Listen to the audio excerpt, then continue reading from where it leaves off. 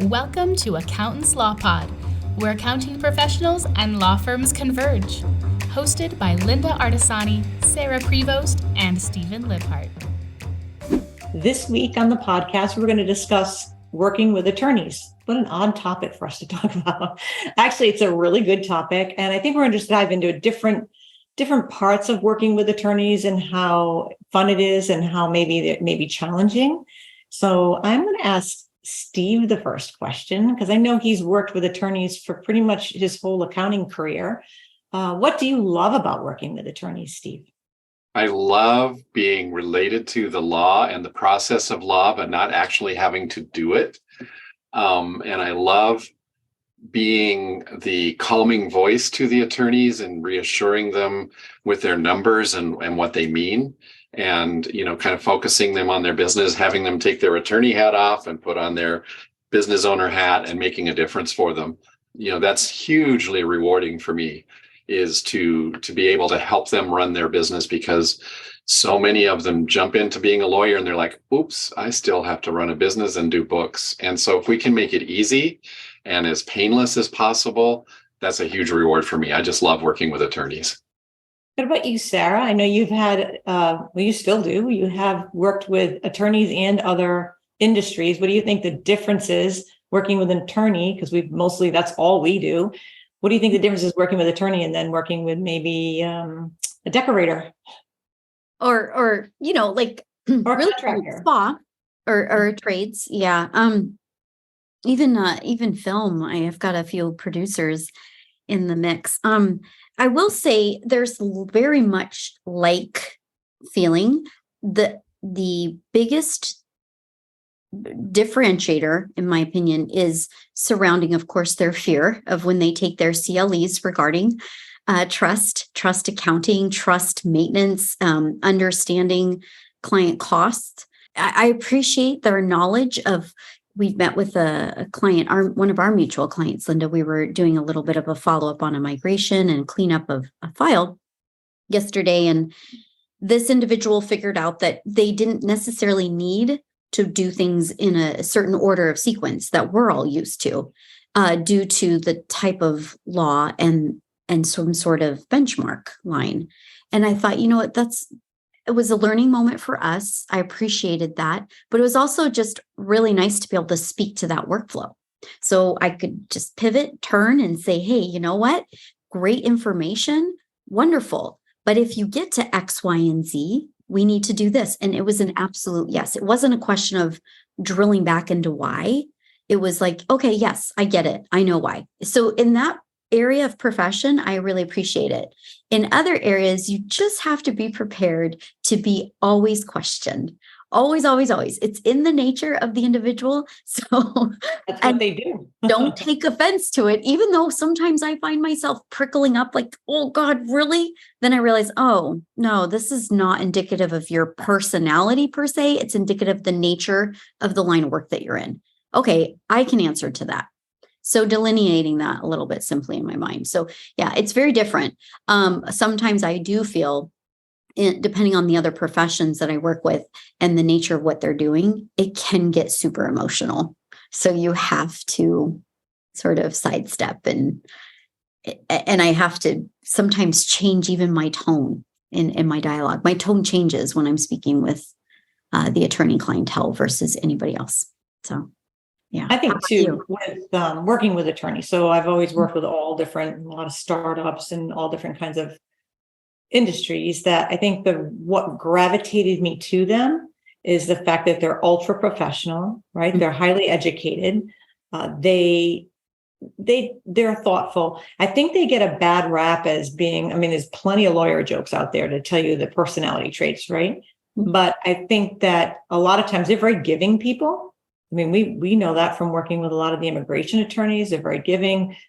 Family lawyers tend to be they seem to be very overworked, and it's draining because they're getting all this energy pushed onto them that comes from because of the nature of their work. It's a very emotional kind of practice area. So a specific kind of person has to work in that. And I think that it's definitely one of the other things I love about them is you ask them for a document, you get it back because they know the pain of not getting a document back on their own, right? Good point. Very much so. Yeah. And I think that also when we work with them, they're deadline driven as well. So they understand a deadline, which a lot of times when you're working with maybe the landscape guy, they're not so deadline driven. And they want to know, and they're not really educated in finances in law school. So they're usually very inquisitive and they really want to learn what we know. Sometimes they say, I want to learn it because I want to do it myself. And then you have to kind of step them back and question them. It sounds great. When are you going to do this work? But a lot of times they want to know how their business is working. They're not the type to look, which in a lot of industries, just look at their checkbook. Oh, that's how much I made this year, which isn't necessarily the right picture of your business, but they're very inquisitive and they want to grow. If they know they're building their practice up very quickly, they might want to put the brakes on it, or at least know the ramifications of that, have the money set aside for estimated taxes, because a lot of them are partnerships. There's so many good things about working with law firms and lawyers and the inner workings of it. And I think part of me wants to do that and work with them more. And then I started to think about, like, my first job as a 15-year-old was interning in a law firm, being the file clerk. But I found all that fascinating. I could just see and read kind of the paperwork that I was filing away. And I think that that's what's drawn me to it. It kind of took a lot of years to get there, but it's definitely something that I think is really good to look at if that's the type of person you want to look at. Well, it's interesting that you bring that up, because you just did a micro macro. You did a little bit of a micro on the practice area of different ways, right? And a macro in the high level. But, ultimately, a business across any business, my sense is, and I'm sure that we all feel this way, there's reasons why we sit where we sit. You're an attorney for a reason. I didn't ask you to do finances at this level, nor am I going to do marketing at this level myself. But I feel like, in the sense of the appreciation, and this is, I think, where you were going a little bit too with it, Lynda, as there is an appreciation for the profession. There's an appreciation for your billable rate, whether it's a rate of an hour or if it's a flat fee. This profession does not have it. Some do. We've had a few recently, the stigmatism of, like, oh my God, what's the price? I'm like, okay, let's be real. You earn more per hour if you want to go that route or flat rate. Then why is this the conversation? And most professionals in this line of industry that we cater to the most, it's not so much. It's more about trust, compliance, and understanding that you've got this. You know their entity, and you know their line of work. And that is not the case for some people. As if you're niching into the different areas, it doesn't have to be legal, but in ours, it's about legal. But if you're niching into the other areas, really do the homework, as we've previously noted. And I feel like that's where you were kind of going with this a little bit, is you've got to get that down to understand it. And you have to have a love for it, right? You do. And I'll tell you what, you have to have the backbone for it. Yeah. Because they are very direct. That's what they do. Yeah. That's why I think our partnership works so well. Because you're really good at taking in the information, taking the pause, not reacting, and then sending out the message back. But it's super clear. I think you probably could have been a great attorney, Sarah, but you're super clear. So you know where we stand, because a lot of times we're formulating things in the background together. Like, maybe somebody in the staff's like, how do I respond to this? And Sarah and I in the background, like, this is what I would say. And we want them to be able to learn from it. But it's definitely, there's a fine art to communicating with them, because sometimes I think a lot of times I always try to think, and I think this is probably my yogi brain is, I think, all right, what was happening in their day that the snippiness came from? And then, because we don't know what they had to deal with in their day. We don't know if they're a litigator, what they dealt with their family law, maybe the family got taken away. You don't know the backstory of their day. So I try not to take it personally, but sometimes it feels real personal when you get that attack on you. And you will get that very direct, sometimes short answer back.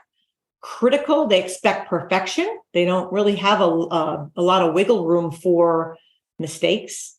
I don't think they're not very forgiving if it's. I agree with you. Yeah. I don't mean to come down on them, but this is what we're talking about. I'm curious what, Steve, you do in a situation where they're coming in hot, right? Like something's happened. You know, it's not you.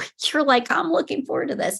But in your experience, in your tenure of doing this, what do you do in that situation? How do you, it's like, you don't want to use the word, let's calm down, or that's so, I hate that when people like, you know what I do? I just say to them, it's okay for you to be upset right now. It's okay for you to take a breath and slow down a little bit. We're gonna transition out of your life right now into this other side of your business. And if this isn't the best time for it, just give me your topics that you want me to get information on, and I'll get back with you. Maybe we can schedule a better time. I mean, there's lots of verbiage you can use, and asking them questions like, I do this. Are you getting enough sleep? When was the last time you went for a walk? Things like that, because they suddenly they're like, oh, there's another life out here. Yeah, hopefully you've got a good relationship to do this, right? Like, yeah, I'm just gonna say that divert the conversation that way. Just remember this, Sarah. If he ever looks at us and says, "Do you need a good night's sleep?"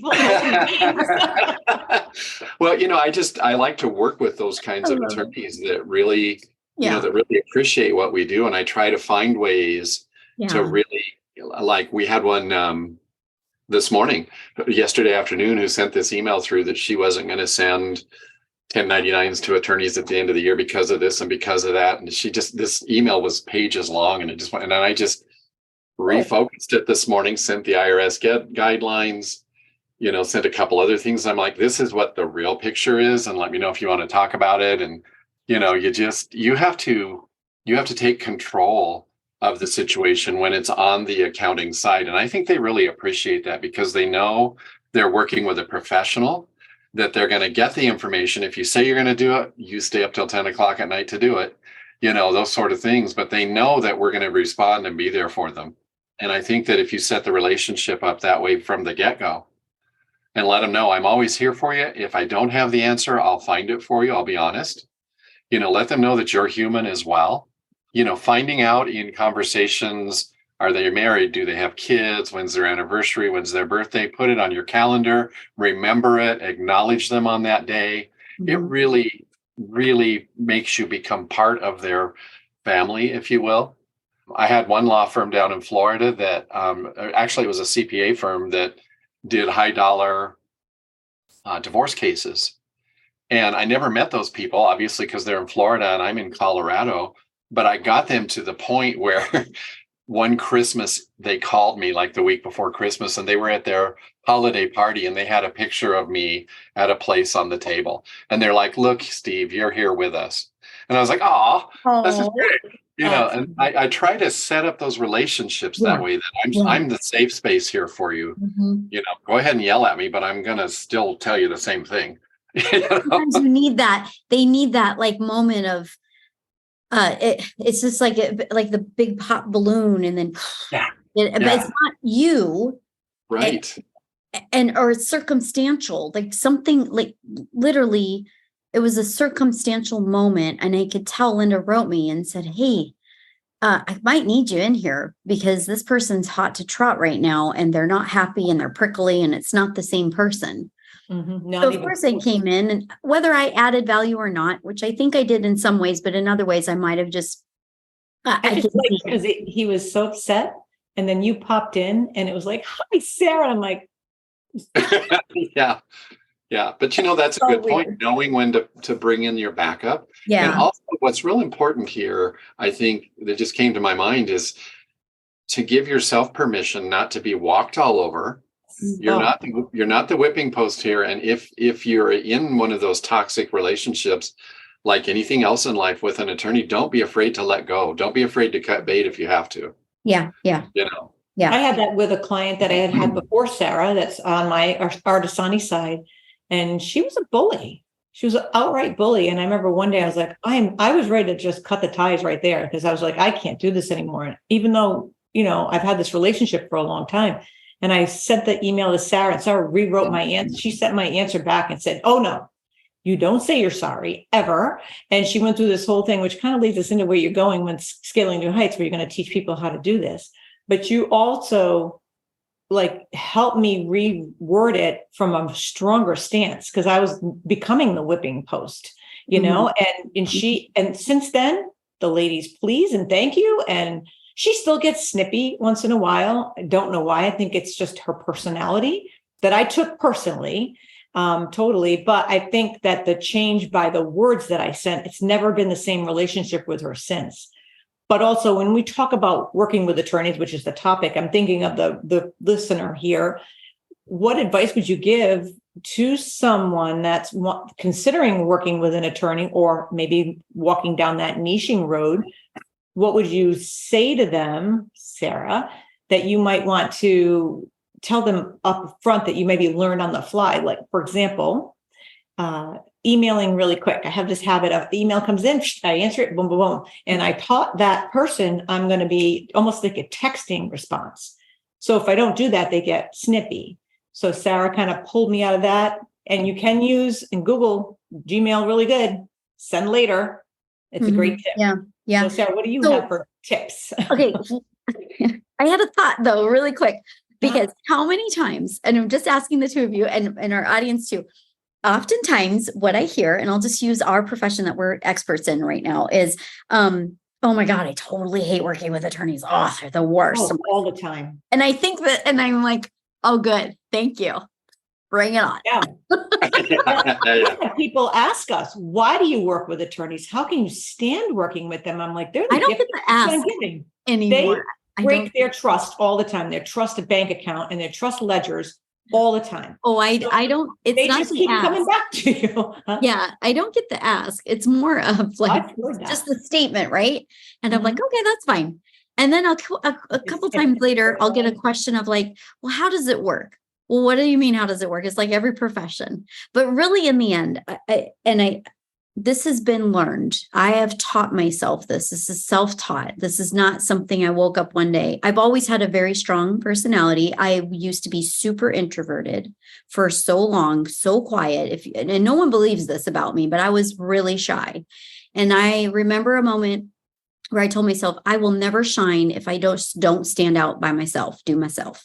So, anyways, the best of us, I just heard an amazing blogger that I enjoy listening to. And she, what I want to call bamboozled, had been gaslit, all this stuff that happened to her over something similar. I was going to talk to you about, Lynda, privately, but I was a little bit like, oh my gosh, well, I came out of this space, right? Kind of mid 30s, 40s.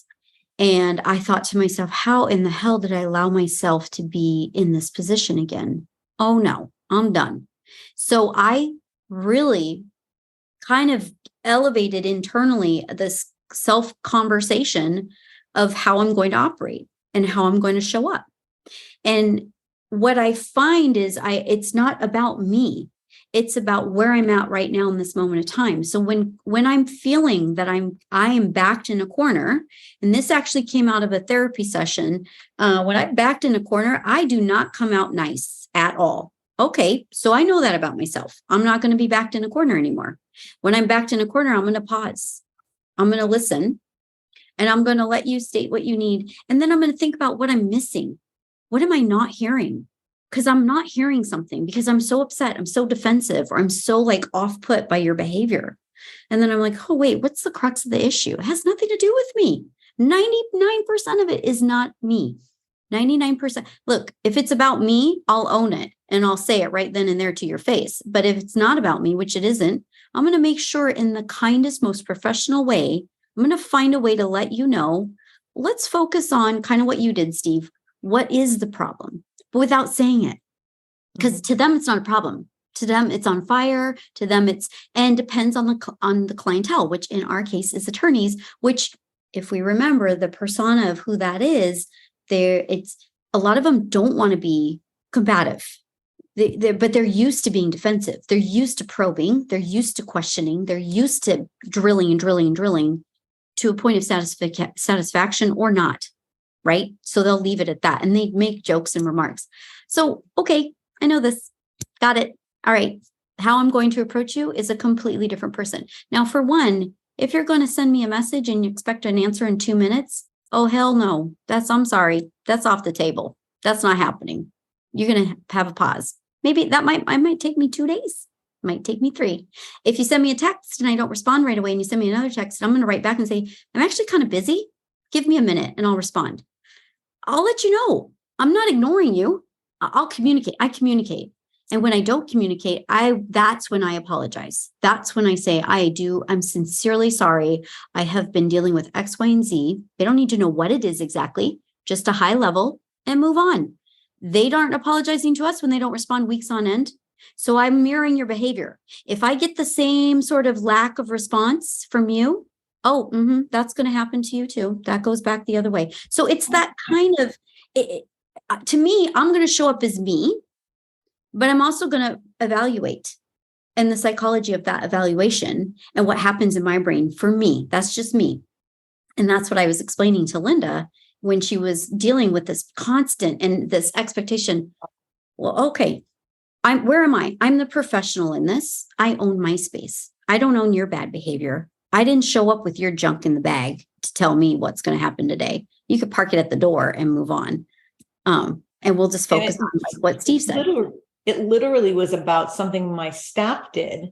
They didn't code one bill out of, I don't know how many thousands of bills that had come in. They didn't code it. They coded it to advance cost, but they didn't put the name, the matter in. So it got missed.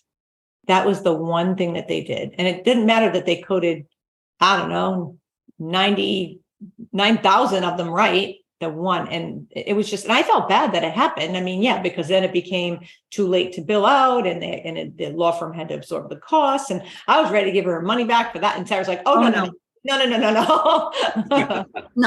No. Well, here, I'll be honest with you. Last night, we're all human. I totally missed a cutoff period for a payroll.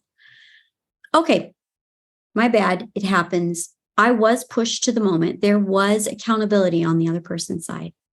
Well, I'm not going to sit here and do that in an email. So I just politely wrote what had happened. I let them know, and I offered to write the employees directly to let them know that the pay date will change due to the holiday, because I don't want the reflection to be poorly on the employer. That gentleman handled it very kind. It could have gone whatever way it was going to go. And at that point, it is what it is. But you know what? Aren't we all human?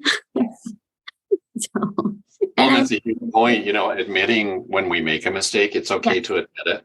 Yeah. Totally okay to admit it. In accounting, you can do 1,238 things right, and the one thing you do wrong is what everybody's going to remember. So I love the way you handled that. You admitted to it. You had an action plan. Inside you were probably like, oh my God, what happened? Well, that pain of like, oh shoot, that is like those, like, it's kind of like your employees. But yeah, in the end, I'm like, grow up, Sarah, got to move on. Shit. Yeah. Stuff happens. Yeah. Definitely. Yeah. So the thing I've always admired about you though, Sarah, too, is you're a great listener. And sometimes that's what the attorney needs, just to vent. Mm-hmm. How often have you been in a conversation with an attorney and they go off to Saturn? I call it Saturn. And, has nothing to do with what we're doing, but they want to be heard. I love it. And so you sit and listen and you're like, wow, that, and you can share. Mm-hmm. Obviously, we're going to keep everything confidential, but you can say, hey, you know what? We just had another client that had this experience and this is how it was handled. Mm-hmm. Mm-hmm. That's always a great one too. Man, that's so good, Steve, because you're bringing up the point of the area that this high level space that we are in, this coveted space that we're in the niche that we have. And everyone does this in their own niche. So if you're in e-commerce, if you're this, if you're that, if you understand a little bit more of the cog in the wheel kind of moment, if you get the nitty gritty, I think you said it the other day, it's like you can learn from X, Y, and Z at a bar that helps you understand the profession. It just gives you that moment of kind of like, look, I may not be doing the exact thing, but you're in arbitration. It's going to run over. It doesn't mean my meeting with you is not important. This is totally understandable if we have to reschedule. I get it. Like, circumstances change it. And the more that trust comes in, and I think that's where you're kind of like, you're saying it too, is like, you give that moment. That's how you get to that elevated space with your clientele. And you get the seat at the table like you so wonderfully got, even though you weren't able to sit right there. I love that story. Thank you. Well, I want to say to the newbies out there that are watching this today, feel the fear and do it anyway. Mm. We were not born knowing how to do this work. Mhm. Know that today, nowadays, above all times in history, remotely, you've got a cast of people out here who will help you. This podcast, the Law Lab, different things.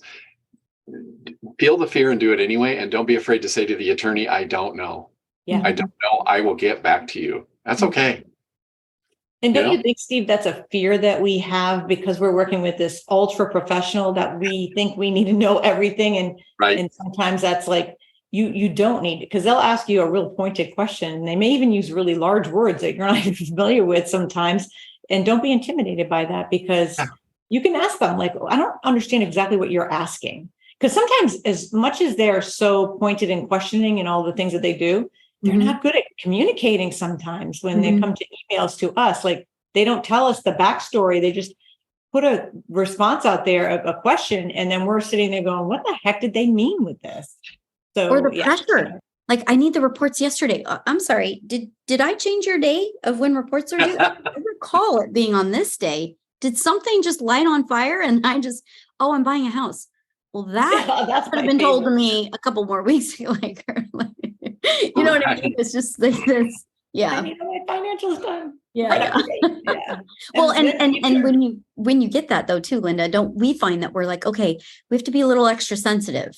Thank you for telling us. We'll make sure things are a little bit more on the up and up. On a quick. It's always the client, Sarah, that didn't give us what we needed to complete the reconciliations because we've been asking and asking and asking, and all of a sudden it's like, oh, I'm buying a house. And you're trying to dredge back 6 months of statements because they didn't give it to you. And so you're like, well, I'm missing these details, or this stuff is in the Ask My Accountant account because that's where you add a little humor. You sprinkle a little humor in there.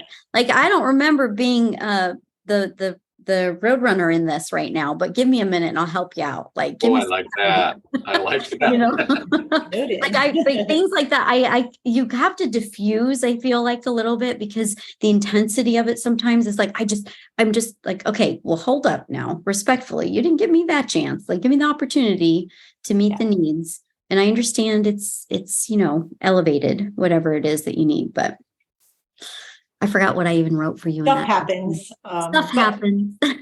Yeah. So working with attorneys is interesting. It's definitely challenging, which is why you want to go into working in this specialty area, because it's not one that's going to be automated away in the near future. I don't think, because of the complexity, it takes a lot of our human brain to figure out what happened when we're looking at some of this data and trying to correct it and fix it. So I think that that's a great reason why you'd want to work with the attorneys, besides the professionalism and they tend to be pretty good with record keeping. So, and they're very invested in their business. They want to know, those are the pluses. I think when I'm thinking is comparing it to other industries that I've worked with in the past, and they're really busy. So they don't have a lot of time. They're not bugging you. Have you ever had a client that bugged you all the time because they don't have a lot going on? This is the opposite. This is the flip side of it. Because attorneys are busy. They're usually good point. That's a really good point. Well, you know what, too, and I think Steve does this. Lynda, you and I do this quite often. It's like, what's going on in your life? You don't want to spend too much on idle chit chat, but you kind of feather it into the conversation. Exactly. And then it becomes apparent. Like, and I think Steve does this really well. And I'm honored by this, is a note taking of like, oh, they like, he does, I don't know, Hermé, or they like pedicures, or they're talking about their horse, or you know what I mean? Yeah. These small, subtle moments. So it might be a small gift that's random. Of course, we have to honor the gift giving. Whatever that thing is. Well, let's use your horse example. You might be driving down the road on your day off and you see a field full of horses. Snap the picture, send it to that attorney. Was thinking of you. Hope you're having a great day. Yep. That will get you miles. Yep. Just being human. I think, Lynda, what you're saying, the AI, all of these things, these tools, this magnitude of stuff that's coming at this rapid speed at this very moment, we're human beings. We always have an element of human interaction that we're going to have to manage. We're always going to have the human feeling and emotion, decision-making process. My children, this is happening, family, in-laws, whatever it is. I think in the end, it's a profession. It just happens to suit my personality. It suits Lynda's and Steve's. Yeah. It's what may suit yours. If you're listening, it may suit yours. Yeah. So I think that if you're considering it, try it out. we always say, and I know when I was thinking about specializing, you pick three, you look at your list, pick three. Don't have to narrow yourself down to one, because, and if that doesn't even work and one floats to the top and you think it's the one, and then you're like halfway through going, this isn't working, is not really going to hurt you too badly if you switch. I mean, you'll find though, the one that really resonates with you will float to the top, and the one that's most rewarding. And I can tell you the benefits of working in one industry or one specialization is just, there's an abundance of benefits, because now you train your staff on maybe your workflow, your particular software. You can learn about that industry to the micro level, which is the things that we get to do that you don't do as a generalist. You don't have time. And, that's the benefit of really niching down your firm and specializing. So I think it's a wonderful thing. Best decision I ever made in my career. Absolutely. There's no other way. Years coming up. Yeah, 100%. Well, Steve, this was a good conversation. Sarah, we're going to let Steve take us away on this show. So take it away, Steve. Well, thank you. We certainly hope you all enjoyed it today. And if you'd like to subscribe to the podcast and our YouTube channel, you can just search in the Accountants Law Pod or follow the links in the show notes. If you have questions, topic requests, or great suggestions, you can email us at info@accountantslawpod.com. or send us a message through our website, www.accountantslawpod.com. If you want to join us in the Accountants Law Lab, visit our website at www.accountantslawlab.com to sign up. It's a great weekly meeting. You'll love it. Oh my God. Please be sure to look us up for Accountants Law Pod updates, and follow us on Instagram at the Accountants Law Pod. And we didn't say pad. We said pod. No, we said pod. Yay. I almost stumbled over it today. I love it.